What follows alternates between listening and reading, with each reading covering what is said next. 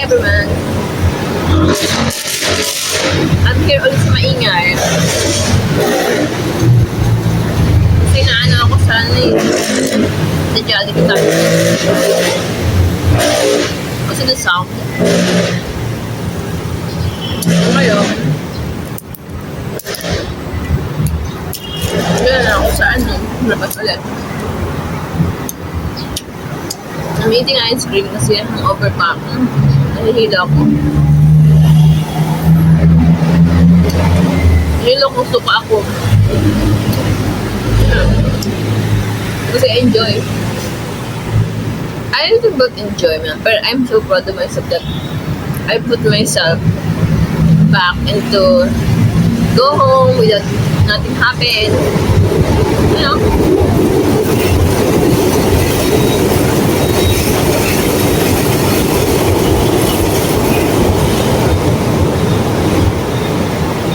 And everything that going on.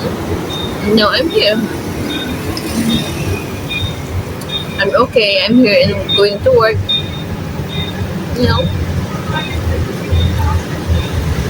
Ah, it's hot. So bad.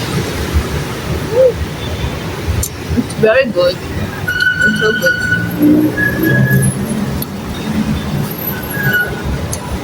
So I think I want to tell the other woman, if you're going to bar, doing like that, taking care of yourself again. Kasi mahirap. A lot of men, a lot of women, you don't know that who will be your trust. So I'm hoping that the other girls there are really know how to handle themselves in that situation. When you are in going to bar, you know, it's all for you.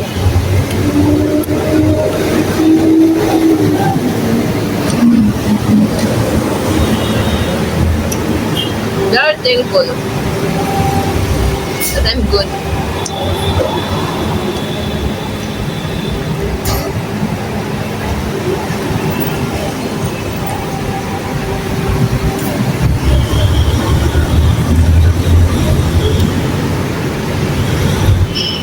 But I remember everything.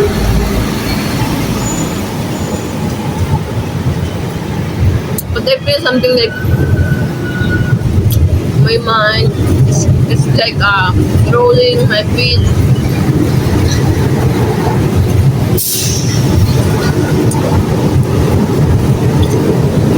But I think that's being drunk, you know.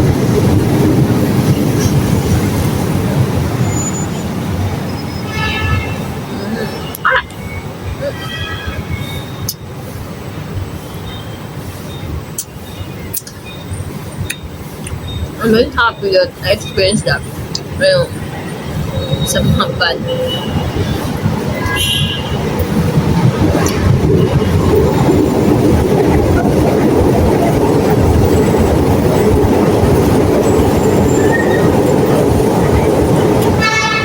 And now someone, because I'm also posting in my social media, someone are what?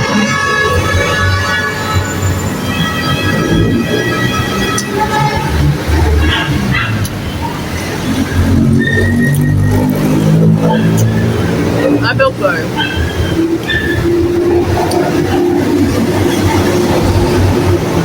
I want to enjoy my life too. But I'm always focusing in money. I'm so bad because I spent a lot of money yesterday. So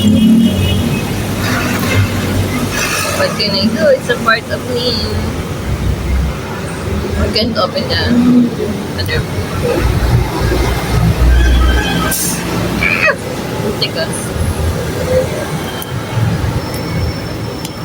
Sabi ni chocolate here kaya. Ito naman.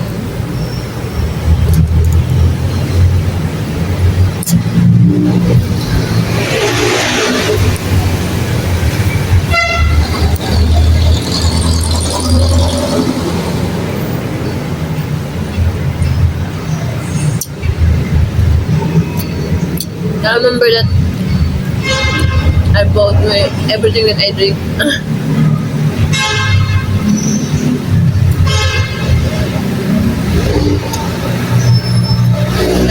I vomited.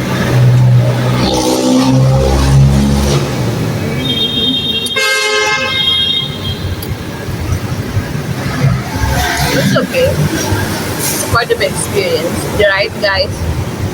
So, enjoy your life too.